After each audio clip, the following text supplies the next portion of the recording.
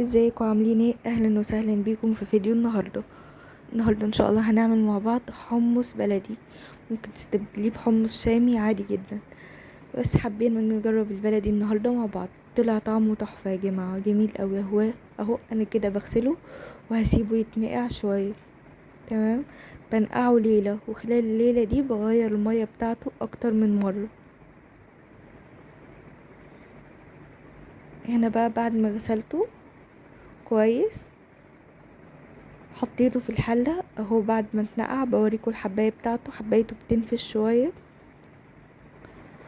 اول حاجة بقى هعصر لها ليمون، هعصر لها حوالي ليمونتين، من ليمونتين ل3 ليمونات. اعصرهم واقلبهم كويس قوي قوي مع الحمص كده، بقلبهم حلو قوي مع بعض. وبعدين بقى اضيف باقي المكونات. عندي هنا بصلايتين حلوين مكعبات، وعندي طماطمايه واحدة مكعبات، وعندي معلقة توم.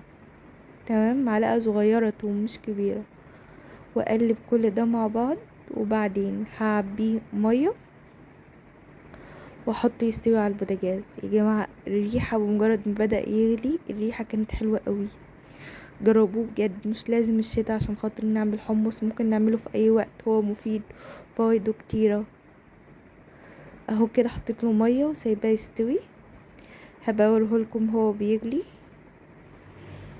ادي هنا هو بيغلي في نص السوا مع بعض.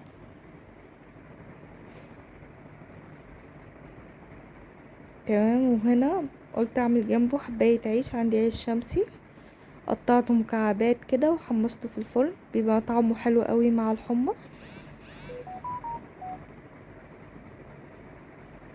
دلوقتي بقى الحمص لما استوى، شايفين حلو قوي. بسم الله ما شاء الله عليه، طلع جميل. جربوه بجد.